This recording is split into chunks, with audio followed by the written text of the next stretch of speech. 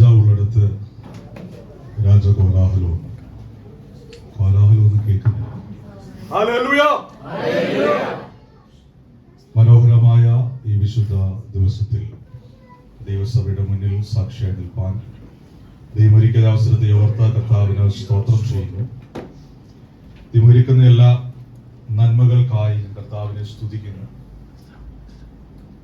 ദൈവം കഴിഞ്ഞ ആഴ്ച നമ്മളായ ഇടങ്ങളിൽ, കഴിഞ്ഞൊരു മാസക്കാലം നമ്മളായ ഇടങ്ങളിൽ ദൈവം കാത്തു പരിപാലിച്ച ദൈവത്തിന്റെ വഴികൾക്കായി സ്തോത്രം.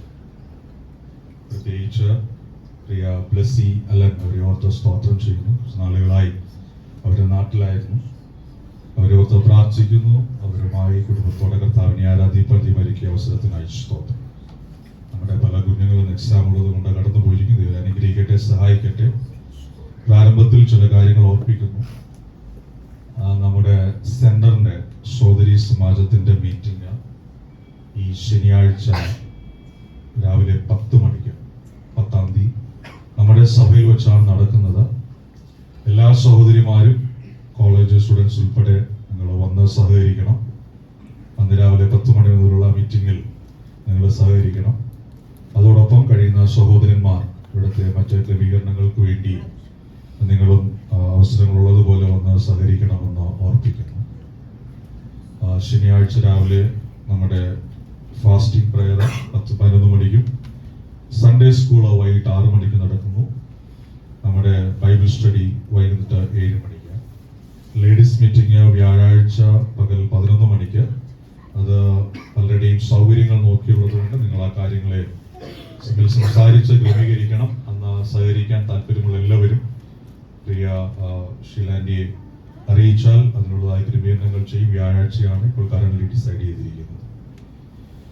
ഇന്നത്തെ ചിന്തയ്ക്കായി 2 രാജാക്കന്മാരുടെ പുസ്തകം 13-ാം അധ്യായം 20-21 വാക്യങ്ങൾ വായിക്കാം. 2 Kings chapter 13 verses 20 and 21.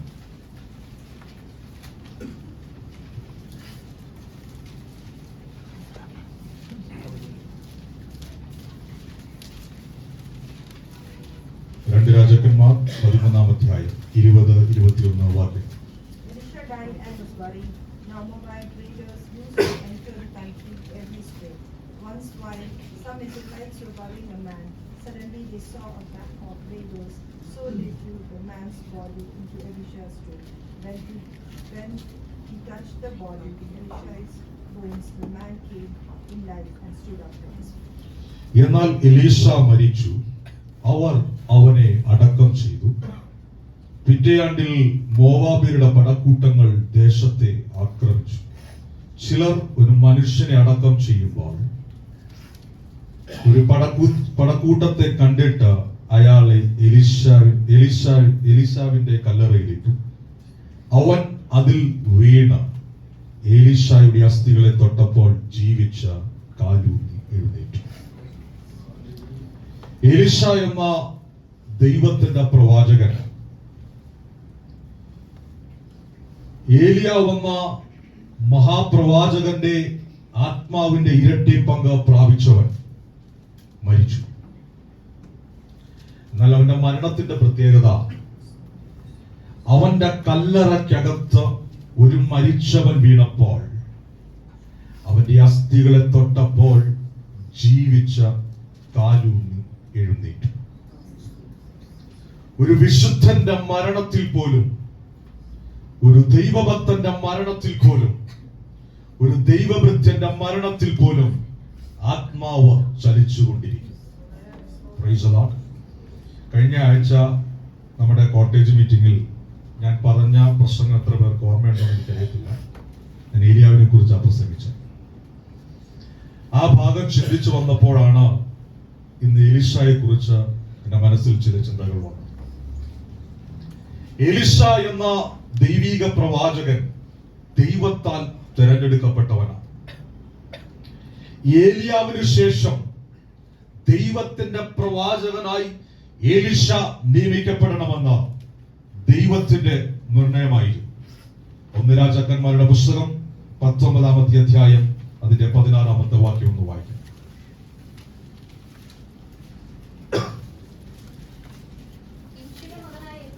നിംഷിയുടെ മകനായ യേഹൂവിനെ ഇസ്രായേലിനെ രാജാവായിട്ട് അഭിഷേകം ചെയ്യണം. ആബേൽ മെഹോലയിൽ നിന്നുള്ള സാഫാത്തിന്റെ മകനായ എലീശയെ നിനക്ക് പകരം പ്രവാചകനായിട്ട് അഭിഷേകം ചെയ്യുകയും വേണം. ഏലിയ വന്ന മഹാപ്രവാചകന്റെ ദൈവത്തിന്റെ നിയോഗങ്ങൾ 3 ഒന്ന്, അസായേലിനെ അരാമിന്റെ രാജാവായി അഭിഷേകം ചെയ്യണം. 2, ഹല്ലേലൂയ, യേഹൂവിനെ ഇസ്രായേലിന് രാജാവായിട്ട് അഭിഷേകം ചെയ്യണം. 3, എലീശായെ ദൈവത്തിന്റെ പ്രവാചകനായി അഭിഷേകം ചെയ്യണം. ഇങ്ങനെ 3 നിയോഗങ്ങൾ ദൈവം അവന് കൊടുത്തതിന് ശേഷമാണ് അവൻ ചുഴലിക്കാറ്റിൽ സ്വർഗത്തിലേക്ക് എടുക്കപ്പെട്ടത്. Price the Lord. ആരായിരുന്നു എലീശ? എലീശയുടെ പ്രത്യേകതകളാണ് ഇന്ന് പകലിൽ നാം ചിന്തിക്കുന്നത്. നമുക്കറിയാവുന്ന ഏറ്റവും പരിചയമായ ഭാഗം ഏലിയാവിന്റെ ഇരട്ടിപ്പങ്ക് പ്രാപിച്ച എലീശയായിരുന്നു. എന്നാൽ അവന്റെ ജീവിതത്തിൽ വ്യക്തമായ കാഴ്ചപ്പാടുള്ളവൻ, തീരുമാനങ്ങളുള്ളവനായിരുന്നു എലീശ എന്ന കാര്യം ഇന്ന് പകൽ നമുക്ക് മനസ്സിലാക്കാം. Price the Lord. അവൻ 1-ാമത്തെ ഭാഗം നാം വായിക്കുന്നു. ആരാണ് എലീശ? 17-ാമത്തെ വാക്യം ഒന്ന് വായിച്ചു. ഹസായേലിന്റെ വാളിന് തെറ്റിപ്പോകുന്നവൻ യേഹൂ കൊല്ലും, യേഹൂവിന്റെ വാളിന് തെറ്റിപ്പോകുന്നവനെ എലീശ കൊല്ലും. Price the Lord. ദൈവത്തിന്റെ അഭിഷേകം 3 പേരുടെ മേൽ വ്യാപരിക്കുമ്പോൾ, ഒന്ന് ഹസായേൽ, ഹല്ലേലൂയ, അവൻ അരാമ്യ രാജാവാണ്. അരാമ്യ രാജാവായ ഹസായേലിന്റെ അഭിഷേകം കൊണ്ട് അവന്റെ വാളിന് തെറ്റിയൊഴിയുന്ന ആരെങ്കിലും ഉണ്ടെങ്കിൽ അവൻ ഇസ്രായേൽ രാജാവ യേഹൂവിന്റെ വാളിന് വീഴും. എന്നാൽ യേഹൂവിന്റെ വാളിന് വീഴാത്തവൻ എലീശയുടെ വാളിന് വീഴും. എന്ന് പറഞ്ഞാൽ ഹസായേലിന്റെ അഭിഷേകം നിർത്താത്ത, യേഹൂവിന്റെ അഭിഷേകത്തിൽ നിർത്താത്ത ഒരു അഭിഷേകം എലീശയുടെ മേൽ ഉണ്ടായിരുന്നു. Price the Lord. അപ്പൊ ഹസായേൽ എന്തു ചെയ്തു, യേഹൂ എന്തു ചെയ്തു എന്നൊക്കെ നാം ഇന്ന് പകലൊന്ന് ചിന്തിക്കണം. Price the Lord. ഹസായേൽ അരാമ്യ രാജാവായി. ആമേൻ. 2 രാജാക്കന്മാർ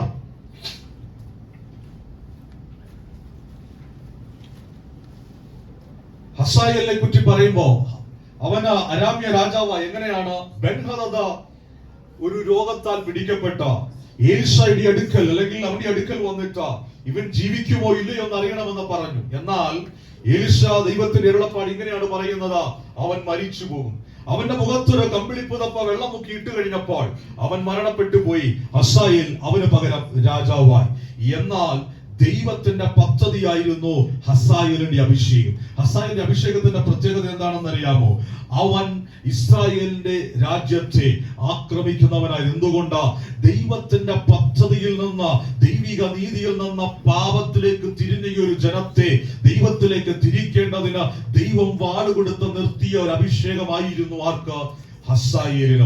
വേദപുസ്തകത്തിൽ വായിക്കുന്ന ഒരു ഭാഗമുണ്ട്. ഹസായേലിന്റെ കാലത്ത് ഇസ്രായേൽ കുറഞ്ഞു വന്നുകൊണ്ടിരുന്നു. എന്ന് പറഞ്ഞാൽ നന്മകൾ അവസാനിക്കുന്ന, അല്ലെങ്കിൽ പാപത്തിന് വേണ്ടി ജനം ഓടിക്കൊണ്ടിരുന്നപ്പോൾ പാപത്തിൽ നിന്ന് വഴിതിരിക്കേണ്ടതിന് ദൈവം അഭിഷേകം ചെയ്ത ഒരുവനായിരുന്നു ഹസായേൽ. ആ ഹസായേലിന്റെ വാളിന് വീഴാത്തവൻ യേഹൂവിന്റെ വാളിന് വീഴും. ആരായിരുന്നു യേഹൂ? Praise the Lord. അവൻ ഒരു ഭൃത്യനായിരുന്നു, യഹോരാം രാജാവിന്റെ ഒരു ഭൃത്യനായിരുന്നു. എന്താണ് അവന്റെ ജീവിതത്തിൽ സംഭവിച്ചത്? Price the Lord. യേഹൂവിന്റെ അഭിഷേകത്തിന്റെ പ്രത്യേകത, അവൻ ബാലിന് മുന്നിൽ മുട്ടുകുത്താത്തവനായിരുന്നു. Price the Lord. അവൻ ബാലിന്റെ അക്ഷര പ്രതിഷ്ഠകളെ തകർത്ത, അവന്റെ വിഗ്രഹങ്ങളെ ചുട്ടുകളഞ്ഞ, ദൈവത്തിന്റെ നീതി ദേശത്ത് നടപ്പാക്കാൻ, പാപമില്ലാതെ ജനത്തെ നയിക്കേണ്ടതിന് വാളോടുകൂടി ദൈവജനത്തിന്റെ ഇടയിൽ പ്രവർത്തിച്ചവനാണ് യേഹൂ. Praise the Lord. യേഹൂവിന്റെ അഭിഷേകത്തിന്റെ പ്രത്യേകത, ഏലിയാവിലൂടെ ദൈവിക വാഗ്ദത്തം പ്രവചനം നിവർത്തീകരിച്ചത് യേഹൂവിലൂടെ. എന്ന് പറഞ്ഞാൽ ആഹാബ് നാബോത്തിന്റെ കളം എടുക്കേണ്ടതിന് അവനെ ഉപായത്താൽ കൊന്ന്. എന്ന് പറഞ്ഞാൽ ഇസബേലിനോടുകൂടെ അവളുടെ ക്ഷുദ്ര പ്രയോഗത്തിലൂടെ, അവളുടെ അസൂയയിലൂടെ, അവളുടെ പാപത്തിലൂടെ ആഹാബ് സഞ്ചരിച്ചു കൊണ്ടിരിക്കുമ്പോൾ ആഹാബ് നാബോത്തിന്റെ അവന്റെ കുടുംബത്തെയും കൊന്നുകളഞ്ഞത് കൊണ്ട് ദൈവത്തിന് അവന്റെ നീതി നടപ്പാക്കേണ്ടതിന് അവൻ യേഹൂവിനെ എഴുന്നേൽപ്പിച്ചു. വേദപുസ്തകത്തിൽ വായിക്കുന്നത്, ആഹാബിന്റെ ഗ്രഹത്തിലുള്ള സകലരെയും, അവന്റെ മകൻ, അവന്റെ മകൾ, അവന്റെ 70 പുത്രന്മാർ, ഇങ്ങനെ ആഹാബിന്റെ സകല ഗ്രഹത്തെയും വാളുകൊണ്ട് കൊന്നവനായിരുന്നു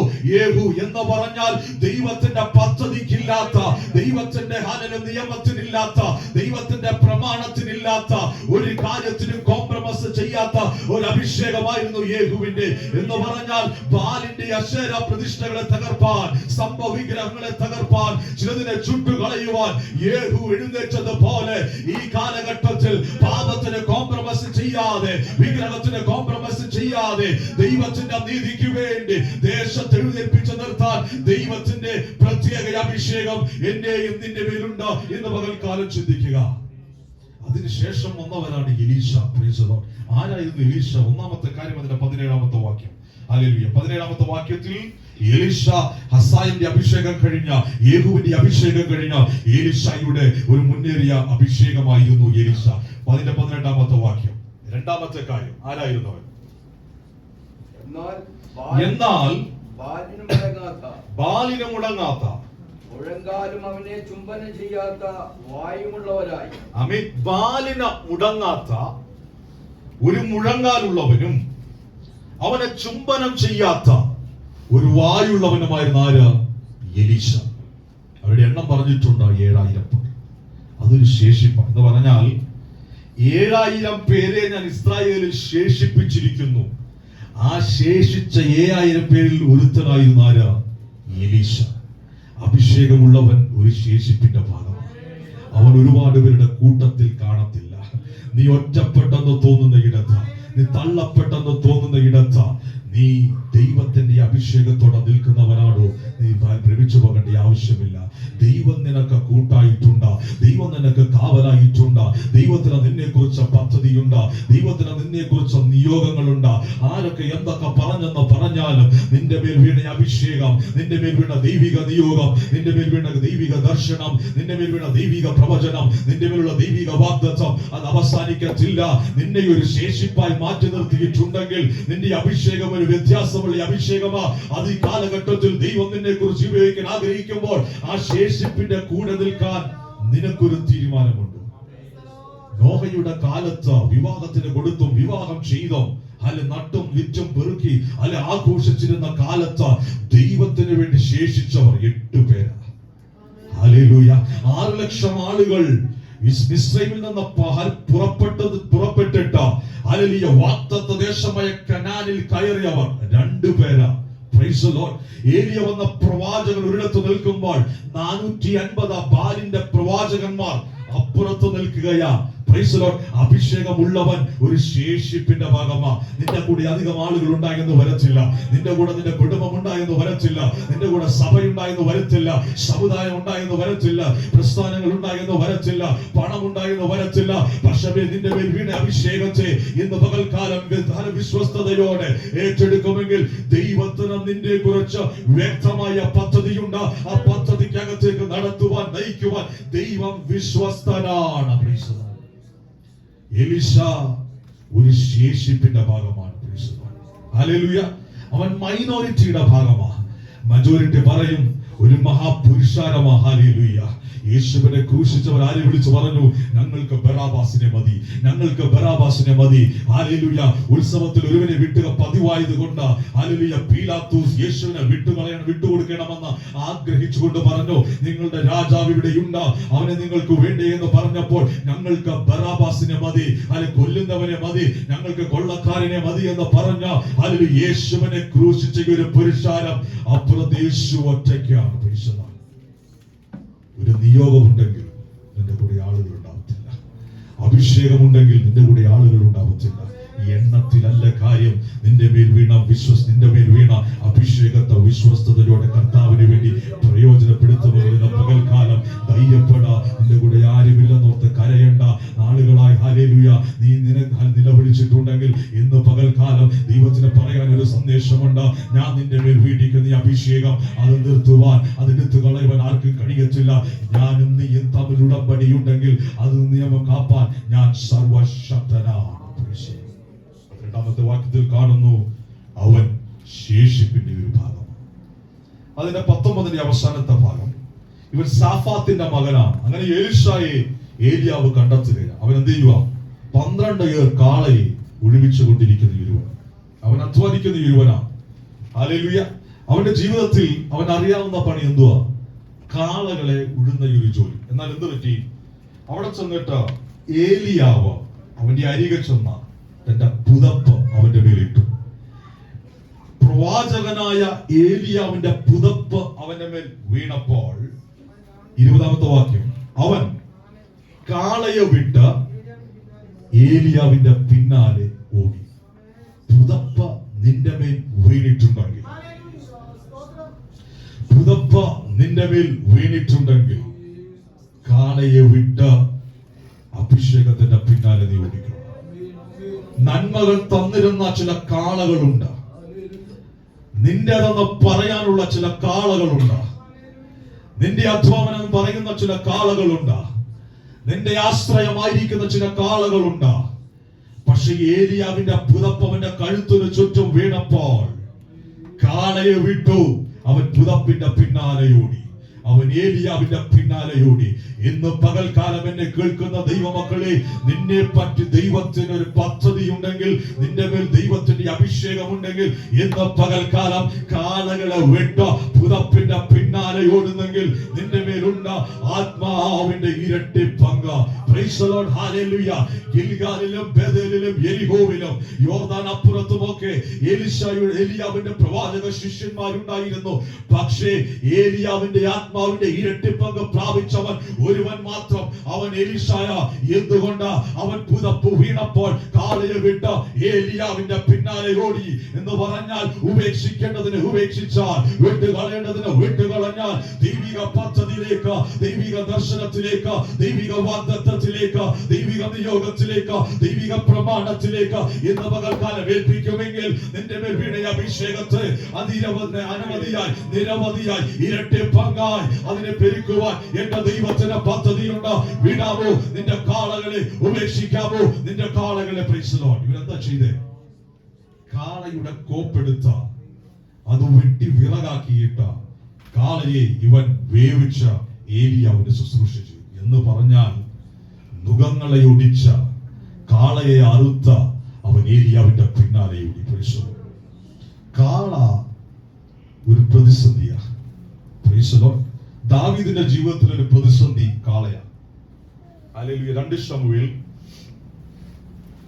6-ാം അധ്യായം 1 മുതൽ 13 വരെയുള്ള വാക്യങ്ങളിലും 1 ദിനവൃത്താന്തം 13 മുതൽ 15 വരെയുള്ള വാക്യങ്ങളിലും ഒരു ഭാഗമുണ്ട്. 2 സാമുവേൽ chapter 6 verse 1 to 30. ദാവീദ് രാജാവായിരിക്കുന്ന കാലത്ത് ദാവീദിന് ഒരു ചിന്ത വന്നു. പെട്ടകം കൊണ്ടുവരാൻ. പെട്ടകം കൊണ്ടുവരാൻ എന്തോ ചെയ്തവൻ?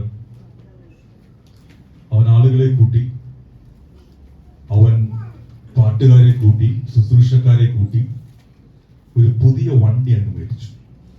കാളയെ കെട്ടി, പുതിയ കാള, പുതിയ വണ്ടി, അതിന്റെ പുറത്ത് പെട്ടകവും വെച്ചു. പെട്ടകം വെച്ചിട്ട് പാട്ടു തുടങ്ങി. അബീനാദാബിന്റെ മക്കളായ ഉസ്സയും അഹിയോവും. അഹിയോ മുന്നിൽ, പെട്ടകത്തിന്റെ മുന്നിൽ പോകുന്നു. ഉസ്സ പെട്ടകത്തിന്റെ പിന്നാലെ പോകുന്നു. അർന്നോന്റെ കളത്തിലെത്തിയപ്പോൾ എന്തു സംഭവിച്ചു? കാളയൊന്ന് വരണ്ടു. കാള വരണ്ടു. ഉസ്സ കയറി പിടിച്ചു. അവൻ ക്ഷണത്തിൽ മരിച്ചുപോയി. കാള വരളു എന്ന് പറഞ്ഞാൽ അതിനറിയത്തില്ല അതിന്റെ നിയോഗം എന്താണ്. പുറത്തിരിക്കുന്നത് പെട്ടകമാണോ, പുറത്തിരിക്കുന്നത് ചുമടാണോ, പുറത്തിരിക്കുന്നത് മനുഷ്യനാണോ എന്നൊന്നും കാളയ്ക്ക് വിഷയമല്ല. അർന്നോന്റെ കളത്തിലെത്തിയപ്പോൾ കാള വരണ്ടു. എന്ന് പറഞ്ഞാൽ വിരളി പിടിപ്പിക്കുന്ന ചിലത്, ഹല്ലേലൂയ, ചില മേധസ്സ, ചില കാള പോലത്തെ സ്വഭാവം നമ്മുടെ ജീവിതത്തിൽ ഉണ്ടെങ്കിൽ അതിനെ ഉപേക്ഷിക്കണം. പ്രമാണത്തിൽ ഇല്ലാത്തതാണ് കാള. ലേവ്യ പുരോഹിതന്മാർ പെട്ടകം തോളിൽ ചുമന്ന അത് കൊണ്ടു നടക്കണമെന്നാണ് ദൈവിക പ്രമാണം. മോശയോട് ദൈവം പറഞ്ഞതാ, കെഹാത്യ പുരോഹിതന്മാർ പെട്ടകത്തെ ചുമന്നുകൊണ്ടു പോകുന്നവരായിരിക്കണം. ഹല്ലേലൂയ. അവർ പെട്ടകത്തെ ചുമക്കാൻ നിയോഗിക്കപ്പെട്ടവരാ. പക്ഷെ ഇവിടെ എങ്ങനെ കൊണ്ടുവന്നേ? കാളയുടെ പുറത്ത്. കാള വരണ്ടു, പെട്ടകം ഹല്ലേലൂയ അവിടെ ഉപേക്ഷിക്കേണ്ടി വന്നു. എന്ന് പറഞ്ഞാൽ ദൈവിക പ്രമാണമില്ലാത്ത, ദൈവിക നീതിയല്ലാത്ത, ദൈവിക പദ്ധതിയല്ലാത്ത, മനസ്സിനെ വിരളി പിടിപ്പിക്കുന്ന, ദൈവത്തിൽ നിന്ന് നമ്മളെ മാറ്റിക്കളയുന്ന ഏതെങ്കിലും കാള പോലുള്ള ജീവിതാവസ്ഥകൾ ഉണ്ടെങ്കിൽ ഇന്ന് പകൽക്കാലം അതിന്റെ നുകത്തി ഒടിക്കണം. അതിനെ ഇന്ന് പകൽക്കാലം അറുക്കണം. പുതപ്പിന്റെ പിന്നാലെ ഓടണമെങ്കിൽ കാളകൾ നിന്റെ ജീവിതത്തിൽ അവസാനിക്കണം. ഹല്ലേലൂയ. ഇന്നിപ്പോ നമുക്കറിയത്തില്ല, തോളിൽ ചുമക്കേണ്ടത് കാളയുടെ പുറത്തും കാളയുടെ പുറത്തും വെക്കേണ്ട തോളിലും വെച്ചോണ്ട് നമ്മൾ നടക്കുന്നത്. Praise Lord. അവിടെ എന്താ ചെയ്തവര്?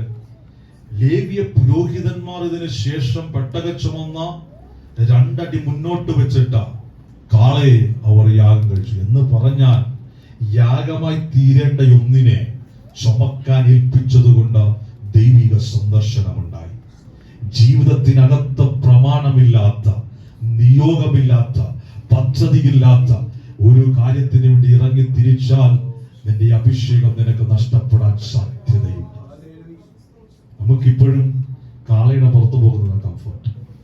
അതവ ചുമക്കണ്ടല്ലോ. ചുമക്കുമ്പോ വേദനയുണ്ട്, തോളിന് വേദന വരും, വൈകിട്ട് മൂവിടേണ്ടി വരും, ഡോക്ടറെ കാണേണ്ടി വരും. ഇതാകുമ്പോ ഒന്നുമില്ല, കാളയുടെ പുറകെ ഇങ്ങനെ അങ്ങ് കാള പോകുന്ന പോലെ തട്ടി വിട്ടാൽ മതി, ഇങ്ങനെ തട്ടി വിട്ടാൽ മതി.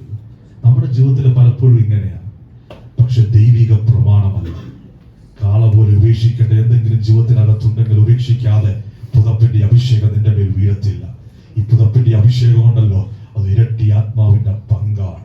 അനേകർക്കില്ലാത്ത, അനേകർക്ക് കിട്ടാൻ സാധ്യതയില്ലാത്ത ഒരു പുതിയ അഭിഷേകത്തിന് ദൈവത്തിന് നിന്നെ കുറിച്ച് ആഗ്രഹമുണ്ട്. പക്ഷെ ജീവിതത്തിൽ പലപ്പോഴും ഉപേക്ഷിക്കാൻ കഴിയാത്ത, വിട്ടുകളയാൻ കഴിയാത്ത ഏതെങ്കിലും ചിന്തയോ പ്രവൃത്തിയോ സാഹചര്യമോ ആളുകളോ വ്യക്തികളോ അല്ലെങ്കിൽ സമ്പാദ്യമോ എന്തെങ്കിലും ഉണ്ടെങ്കിൽ ഇന്ന് പകൽക്കാലം തിരിച്ചറിയാം. നിന്റെ അഭിഷേകത്തെ വിശ്വസ്തയുടെ വ്യാപാരം ചെയ്യണമെങ്കിൽ നിന്റെ കാള പോലുള്ള അവസ്ഥകൾ, വിരളി പിടിപ്പിക്കുന്ന അവസ്ഥകൾ, ഉപേക്ഷിക്കേണ്ട മേധസ്സിനെ ഉപേക്ഷിക്കാതെ ഇന്ന് പകൽക്കാലം ദൈവിക പ്രമാണത്തിന് വില കൊടുക്കാതെ ഇരിക്കുന്നെങ്കിൽ നിന്റെ അഭിഷേകത്തിന്റെ പൂർത്തീകരണത്തിലേക്ക് നിനക്ക് പോകുവാൻ ഒരിക്കലും കഴിയത്തില്ല.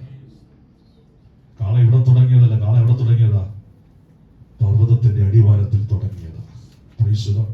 യെരബയാം കാളക്കുട്ടികളെ ദാനിലും ബേഥേലിലും പ്രതിഷ്ഠിച്ചിട്ട് പറഞ്ഞു, ലേവ്യരല്ലാത്ത ഹല്ലേലൂയ പുരോഹിതന്മാരെ പൂജകന്മാരായി വെച്ചു. എന്ന് പറഞ്ഞാൽ രെഹബയാം രാജാവായി തീരുന്നത് സഹിക്കാൻ കഴിയാതെ അവർ യെരൂശലേമിൽ പോയാൽ ദൈവജനം അവനെ രാജാവായി അഭിഷേകം ചെയ്യുമെന്ന് പറഞ്ഞിട്ട് അവൻ പുതിയ പദ്ധതി ഒരുക്കി. 2 കാളക്കുട്ടികളെ സ്വർണ്ണത്തിൽ ഉണ്ടാക്കി വെച്ചിട്ട് പറഞ്ഞു, ഇതാ മിസ്രൈമിൽ നിന്ന് കൊണ്ടുവന്ന ജനമെന്ന് പറഞ്ഞ് ജനത്തെ വഞ്ചിച്ച് ദാനിലും ബേഥേലിലും 2 ക്ഷേത്രങ്ങൾ പണിതു. ഉത്സവം ആചരിക്കുന്ന പോലെ ഉത്സവം ആചരിച്ചു.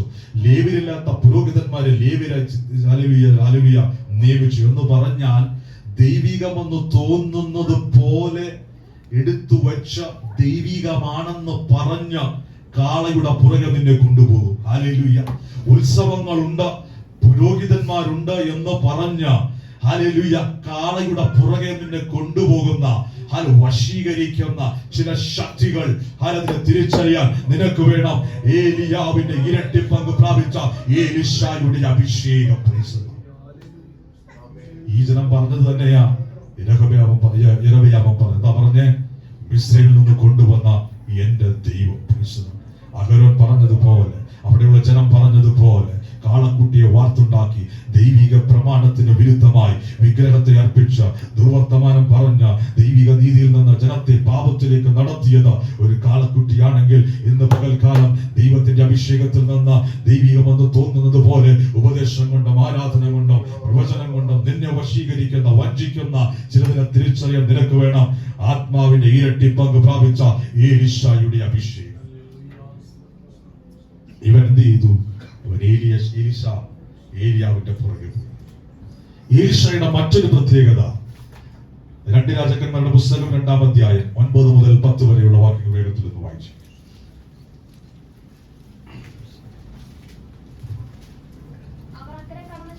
അവർ അക്കരെ കടന്ന ശേഷം ഏലിയാവ് എലീശായോട്, ഞാൻ നിങ്ങളുടെ അടുത്ത് കൊള്ളപ്പെടും മുമ്പേ ഞാൻ നിനക്ക് എന്ത് ചെയ്തു തരണം?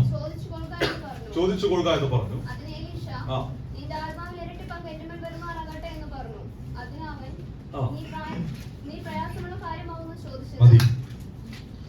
ഏലിയാവിന്റെ ഇരട്ടി പങ്ക് പ്രാപിക്കുക എന്ന് പറഞ്ഞ കാര്യം എന്ത് കാര്യം? അത് ഒരു പ്രയാസമുള്ള കാര്യം.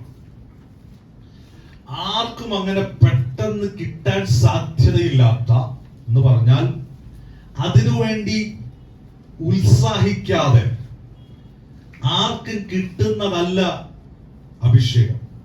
പ്രവാചകനായിട്ട് നിയമിതനായി ദൈവത്തിന്റെ പദ്ധതി പ്രകാരം ഏലിയാവിന് പകരമായി എലീശ പ്രവാചകനായി നിയമിക്കപ്പെട്ടു. പക്ഷേ ആത്മാവിന്റെ ഇരട്ടി പങ്കെന്ന ശുശ്രൂഷയുടെ അടുത്ത തലത്തിലേക്ക്, അഭിഷേകത്തിന്റെ അടുത്ത തലത്തിലേക്ക് എലീശയ്ക്ക് പോകണമെങ്കിൽ ഏലിയാവ് പറയുക അത് പ്രയാസമുള്ള ഒരു കാര്യമാണ്. പ്രയാസമുള്ള ഒരു കാര്യത്തിന് വേണ്ടി ഉത്സാഹിക്കുന്നവനായിരുന്നു എലീശ. എന്ന് പറഞ്ഞാൽ അഭിഷേകമുള്ളവൻ പ്രയാസമുള്ള കാര്യങ്ങൾക്ക് വേണ്ടി ഉത്സാഹിക്കും. ഗിൽഗാലിൽ എത്തിയപ്പോൾ പ്രവാചക ശിഷ്യന്മാരുണ്ടായിരുന്നു. അവർ പറഞ്ഞു, നീ എന്തിനാ പോകുന്നത്? ഏലിയാവ് പോകാൻ പോവുകയില്ല, നീ അവന്റെ പുറകെ പോകേണ്ട ആവശ്യമില്ല. അവിടെ നിന്ന് പോയി ബേഥേലിലെത്തി. ബേഥേലിലെ പ്രവാചക ശിഷ്യന്മാർ പറഞ്ഞു, നീ എന്തിനാ പോകുന്നത്? നീ പോയിട്ട് കാര്യമില്ല. ഏലീശ പറഞ്ഞു, ഇല്ല, ഞാൻ പോകും. ബേഥേലിൽ നിന്ന് അടുത്ത സ്ഥലം യെരിഹോവിലെത്തി. യെരിഹോവിലെത്തിയപ്പോഴും പ്രവാചക ശിഷ്യന്മാർ പറഞ്ഞു, ഏലീശായെ, നീ എന്തിനാ പോകുന്നത്? നീ പോകേണ്ട ആവശ്യമില്ല, ഇവിടെ നിന്നാൽ പോരെ എന്ന് പറഞ്ഞപ്പോൾ, അല്ല, ഞാൻ അവന്റെ പിന്നാലെ പോകും. എന്താ കാര്യം? പ്രയാസമുള്ള ഒരു കാര്യത്തെ തീർത്തെടുക്കാൻ അവന്റെ ഉള്ളിലൊരു ഉത്സാഹമുണ്ടായിരുന്നു. ഇവർ യോർദാന്റെ കടവിലെത്തി. അവിടെ വായിക്കണം, യോർദാന്റെ തീരത്ത് നിൽക്കുമ്പോൾ പ്രവാചക ശിഷ്യന്മാർ 50 പേർ നോക്കി നിൽപ്പുണ്ട്. പക്ഷേ ഏലിയാവിന്റെ കൂടെ യോർദാൻ കടന്നത് എലീശ മാത്രമാണ്. നിങ്ങൾക്ക് മനസ്സിലായെന്ന് അറിയത്തില്ല. അഭിഷേകമുള്ളവൻ യോർദാനിലേക്ക് ഇറങ്ങും. അഭിഷേകമുള്ളവൻ അഭിഷേകത്തിന്റെ പുറകെ ഇറങ്ങും. അഭിഷേകമുള്ളവൻ ശുശ്രൂഷയുടെ പുറകെ ഇറങ്ങും. അഭിഷേകമുള്ളവൻ നിൽക്കത്തില്ല, അവൻ യാത്ര ചെയ്തുകൊണ്ടിരിക്കും. ദൈവിക പദ്ധതിക്ക് വേണ്ടി, ദൈവിക നിയോഗത്തിന് വേണ്ടി, ദൈവിക ദർശനത്തിന് വേണ്ടി, ദൈവിക ക്രമീകരണങ്ങൾക്ക് വേണ്ടി, ദൈവമേൽപ്പിച്ച ശുശ്രൂഷകൾക്ക് വേണ്ടി ആര് പറഞ്ഞാലും ലോകം പറഞ്ഞതുപോലെ ചില കംഫോർട്ട് സോണുകൾ നിൽക്കാനല്ല. പ്രവാചക ശിഷ്യന്മാർ ഗിൽഗാലിലും ബേഥേലിലും യെരിഹോവിലും പണിത പാർത്ത കുടുംബമായി താമസിച്ച ദേശത്തിന്റെ കാര്യങ്ങൾ നോക്കുമ്പോൾ എലീശ പറയുകയാ, എനിക്ക് ഗിൽഗാലല്ല, എനിക്ക് ബേഥേലല്ല, എനിക്ക് യെരിഹോവല്ല, യോർദാന്റെ അപ്പുറത്ത് ഏലിയാവ് എടുക്കപ്പെടുമ്പോൾ അവന്റെ മേൽ വീഴുന്ന ഒരു അഭിഷേകം, അതിന്റെ ഇരട്ടി പങ്ക്, ആത്മാവിന്റെ ഇരട്ടി ശക്തി അതിന്റെ മേൽ വീഴുന്നത് എന്റെ ആഗ്രഹം. അത് പ്രയാസമുള്ള കാര്യമാണെങ്കിലും എന്റെ യാത്ര ഞാൻ ഇവിടെ അവസാനിപ്പിക്കത്തില്ല.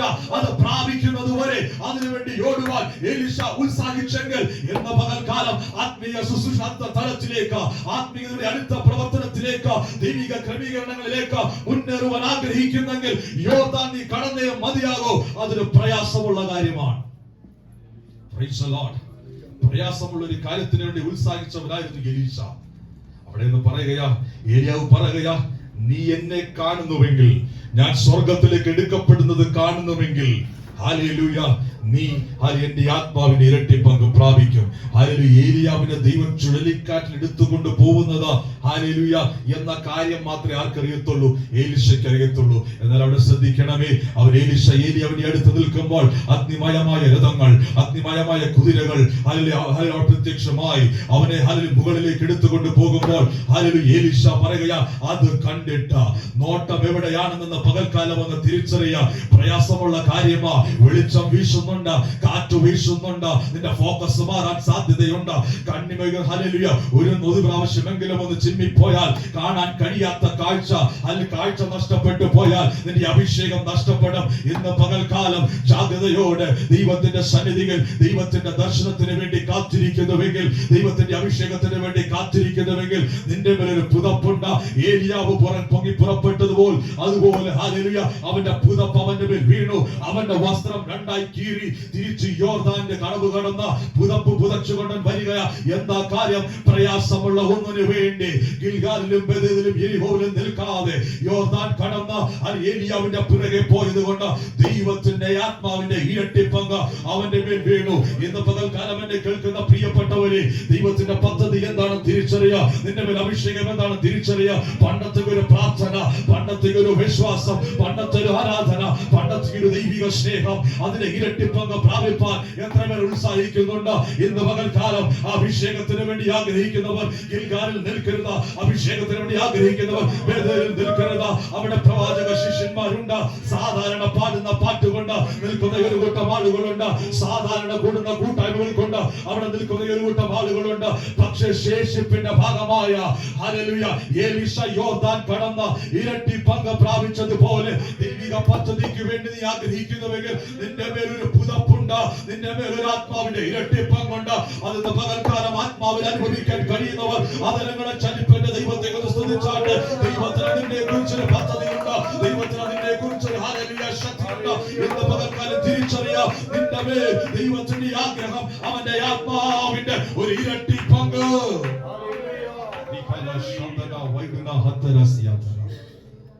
ഇങ്ങനെ ആത്മാവിന്റെ ഇരട്ടി പങ്ക് പ്രാപിച്ചവർ. അതിനുശേഷം മനോഹരമായ ഒരു ഭാഗമുണ്ട്. ദൂരത്ത് നിന്ന് ഏലിയാവ് പോയതൊക്കെ കണ്ട ഒരു ആളുകളുണ്ട്. അവരിപ്പോഴും പറയുന്നത് എന്താ? ഏലിയാവിനെ വല്ല കാട്ടിലോ മലയിലോ താഴ്വരയിലോ അത് ഇട്ടിട്ടുണ്ടാകും. Price the Lord. ഏലിയാവ് ഒരു കാഴ്ച കണ്ടത് മറ്റുള്ളവർ കണ്ടിട്ടില്ല. ഏലിയ അഭിഷേകത്തിന്റെ ഒരു കാഴ്ച കണ്ടു. അഗ്നിമയമായ രഥങ്ങൾ ഹല്ലേലൂയ ഇസ്രായേലിന്റെ തേരും തേരാളികളുമായി ഉള്ളവേ എന്ന അത് നിലവിളിക്കുന്ന ഒരു കാഴ്ച അവൻ കണ്ടു. എന്താ സ്വർഗീയമായ ഒരു കാഴ്ച. പക്ഷെ അത് പ്രാപിക്കാതെ യോർദാന്റെ അപ്പുറം കടക്കാതെ ഒരു കൂട്ടം ആളുകൾ അപ്പുറത്ത് നിന്നുകൊണ്ട് പറയുകയാ, ഞങ്ങൾ ഏലിയാവിനെ നോക്കാൻ പോകട്ടെ. അവൻ വല്ല കാട്ടിൽ കാണും, അവൻ താഴ്വരയിൽ കാണും, ഈ യഹോവയെ ദൈവനെ കൊണ്ടിട്ടിട്ടുണ്ട് എന്ന് പറഞ്ഞാൽ സ്വർഗത്തിലേക്ക് നോക്കുവാൻ കഴിയാതെ ഭൂമിയിൽ മാത്രം പ്രത്യാശ വെച്ചിരിക്കുന്ന ഒരു കൂട്ടം ആളുകൾ അപ്പുറത്ത് നിൽക്കുമ്പോൾ എലീശയുടെ അഭിഷേകത്തിന്റെ ഇരട്ടി പങ്ക് അവൻ സ്വർഗീയമായ കാഴ്ചകളെ കണ്ടു. അവൻ സ്വർഗീയമായ അഭിഷേകത്തെ പ്രാപിച്ചു. ഇന്ന് പകൽക്കാലം എന്റെയും നിന്റെയും ജീവിതത്തിൽ നമ്മുടെ കാഴ്ച, നമ്മുടെ നോട്ടം, നമ്മുടെ ദർശനം ഇന്ന് പകൽക്കാലം സ്വർഗീയമായതിനു വേണ്ടി ആഗ്രഹിക്കുന്നെങ്കിൽ മൺമയമായ ഉലകിൽ ഹല്ലേലൂയ പുഴുവെടുക്കുന്നതും തുരുമ്പെടുക്കുന്നതും ഹല്ലേലൂയ കള്ളന്മാർ തുറന്ന് മോഷ്ടിക്കുന്നതുമായ നിക്ഷേപങ്ങളെ ഭൂമിയിൽ സ്വരൂപിക്കുന്നവരായിട്ടല്ല, സ്വർഗീയമായ നിക്ഷേപങ്ങളെ സ്വരൂപിക്കുന്ന ദൈവിക പദ്ധതിക്കകത്ത് നിത്യതയ്ക്ക് വേണ്ടി ഒരുങ്ങുന്ന ഒരു അഭിഷേകത്തിന്റെ ചലനം അനുഭവിക്കുന്നവരാ ഇന്ന് പകൽക്കാലം പോകുവാൻ കഴിയുമെങ്കിൽ പ്രൈസ് ദി ലോർഡ്. ദൈവത്തിന്റെ ആത്മാവിന്റെ ഇരട്ടി പങ്കിന്റെ അഭിഷേകം നിനക്ക് പ്രയോജനമുള്ളതാണ്. Price the Lord. ഞാൻ ഒരു കാര്യം കൂടെ പറയാം. യേഹൂവിനെ അഭിഷേകം ചെയ്യുവാൻ എലീശായുടെ പ്രവാചക ശിഷ്യൻ പോയി. അവൻ ചെന്ന് കഴിഞ്ഞപ്പോൾ അവന്റെ കൂടെയുള്ളവർ യേഹൂവിനോട് ചോദിക്കുക, ഈ ഭ്രാന്തൻ എന്തിനാ വന്നതെന്ന്. അതിനുശേഷം മറ്റൊരു ഭാഗമുണ്ട്, നിങ്ങൾ പോയി വായിക്കണം. യേഹൂ ഹല്ലേലൂയ യോരാമിനെ കൊല്ലാൻ വേണ്ടി അവൻ ഹല്ലേലൂയ രഥത്തിൽ കയറി യാത്ര ചെയ്യുമ്പോൾ യോരാം ദൂരത്ത് നോക്കിയിട്ട് പറയാ, അവൻ വരുന്നത് ഭ്രാന്തനെ പോലെയാണെന്ന് എന്ന് പറഞ്ഞ എലീശയുടെ അഭിഷേകം ഭ്രാന്ത് പോലെ തോന്നിയെങ്കിൽ അതേ ഭ്രാന്തോടെ യേഹൂ അഭിഷേകത്തോടെ കടന്നുപോയി എന്ന് പറഞ്ഞാൽ അത് വ്യാപരിക്കുന്നതാണ്. നിന്റെ കുടുംബത്തിനകത്ത് നിന്റെ അഭിഷേകം വ്യാപരിക്കണം. നിന്റെ തലമുറയുടെ മേൽ അഭിഷേകം വ്യാപരിക്കണം. നിന്റെ സഭയ്ക്കകത്ത് അഭിഷേകം വ്യാപരിക്കണം. ഇന്ന് പകൽക്കാലം നിന്റെ അഭിഷേകത്തിന്റെ വ്യാപാരം അത് മറ്റുള്ളവരുടെ ജീവിതത്തിൽ വ്യാപരിക്കുമ്പോൾ നിന്നെ ദൈവം ഏൽപ്പിച്ച ശുശ്രൂഷ അതേ തലത്തിൽ നിന്റെ കൂടെയുള്ളവർ മാറി തുടങ്ങും. ഇന്ന് പകൽക്കാലം ഹല്ലേലൂയ അഭിഷേകത്തെ കെട്ടിവെക്കരുത്. ഭ്രാന്തുള്ളവനെ പോലെ എന്ന് ലോകം പറയും. പക്ഷെ ദൈവികമായ ഒരു പദ്ധതിയുണ്ട്, ദൈവികമായ ഒരു കാഴ്ചപ്പാടുണ്ട്. ഇന്ന് പകൽക്കാലം ഞാനും നീയും നിൽക്കുന്നത് ആ ദൈവിക ഇഷ്ടത്തിന് വേണ്ടിയ കർത്താവേ കർത്താവേ എന്ന് വിളിക്കുന്നവരുടെ കൂട്ടത്തിലല്ല, അവന്റെ ഇഷ്ടം ചെയ്യുന്നവരുടെ കൂട്ടത്തിൽ. സ്വർഗീയമായതിനെ പ്രാപിപ്പാൻ ദൈവം ആഗ്രഹിക്കുന്നെങ്കിൽ ഇന്ന് പകൽക്കാലം നമുക്ക് വേണം എലീശായുടെ ദൈവം കൊടുത്ത ആത്മാവിന്റെ ഇരട്ടി പങ്ക്. അത്ഭുതങ്ങൾ നടക്കും, അടയാളങ്ങൾ നടക്കും, വീര്യപ്രവൃത്തികൾ നടക്കും. പക്ഷേ കർത്താവിന്റെ ഇഷ്ടം ചെയ്യുന്നവനല്ലാതെ, കർത്താവിന് യോഗ്യമായി നടക്കുന്നവനല്ലാതെ, ദൈവിക അഭിഷേകം പ്രാപിക്കുന്നവനല്ലാതെ ആ പദ്ധതിക്കകത്ത് കടക്കാൻ കഴിയത്തില്ല. ഈ അന്ത്യ കാലഘട്ടത്തിൽ എന്റെ സകല ജഡത്തിന്മേൽ ഞാൻ എന്റെ ആത്മാവിനെ പകരുമെന്ന് പറഞ്ഞവൻ ഇന്ന് പകൽക്കാലം ആത്മാവിന്റെ ശക്തി ഒരാളവറ്റ നദി പോലെ ഒഴുക്കുവാൻ ആഗ്രഹിക്കുമ്പോൾ ആ നദിക്കകത്ത് ഇന്ന് പകൽക്കാലം അതെനിക്ക് വേണമെന്ന് പറയുന്ന എത്ര പേരിനകത്തുണ്ട്. ഉൾപ്പോളമല്ല, അരയോളം പോരാ, നീന്തേട്ടല്ലാതെ കടപ്പാൻ കഴിയാത്ത ഒരാത്മാവിന്റെ വ്യാപാരം അതിന്റെ വ്യക്തി ജീവിതത്തിൽ അലയടിക്കട്ടെ, അതിന്റെ കുടുംബത്തിൽ വ്യാപരിക്കട്ടെ, സഭയ്ക്കകത്തിൽ വ്യാപരിക്കട്ടെ. പ്രവചിക്കുന്നവർ എഴുന്നേൽക്കട്ടെ, രോഗശാന്തികൾ എഴുന്നേൽക്കട്ടെ, ഭൂതങ്ങൾ അലറിയോടട്ടെ. ഒരു ഉണർവിന്റെ കാറ്റ് ദിവസങ്ങൾ സഭയ്ക്കകത്ത് വ്യാപരിക്കണമെങ്കിൽ എലീശയ്ക്ക് കിട്ടിയതുപോലെ ആത്മാവിന്റെ ഇരട്ടി പങ്ക് പ്രാപിപ്പാൻ യോർദാൻ കടപ്പാൻ ആഗ്രഹിക്കുന്നവരുണ്ടെങ്കിൽ ഇന്ന് പകൽക്കാലം ദൈവത്തിന് തരാൻ ആത്മാവിന്റെ ഇരട്ടി പങ്കുണ്ട്. എലീശയുടെ കല്ലറയിലാണ് മരിച്ചവൻ വീണത്. അങ്ങനെയെങ്കിൽ ജീവിക്കുന്നവർ മരിച്ചവർ ജീവിച്ചെഴുന്നേൽക്കേണ്ടതിന് ഹല്ലേലൂയ അവരുടെ അസ്ഥികൾ ഊന്നി നിൽക്കേണ്ടതിന് ഒരു അഭിഷേകം നമുക്കും വേണം. എലീശ മരിച്ചിട്ടും ആ ശക്തി വ്യാപരിച്ചതുപോലെ നമ്മുടെ ജീവിതത്തിൽ അനേകർക്ക് പ്രയോജനമാകുന്ന ഒരു അഭിഷേകത്തിന്റെ ശക്തി ദിവസങ്ങൾ വ്യാപരിപ്പാൻ ദൈവം സഹായിക്കട്ടെ. ഈ വാക്കുകളാൽ ദൈവം നിങ്ങളെ അനുഗ്രഹിക്കുമാറാകട്ടെ.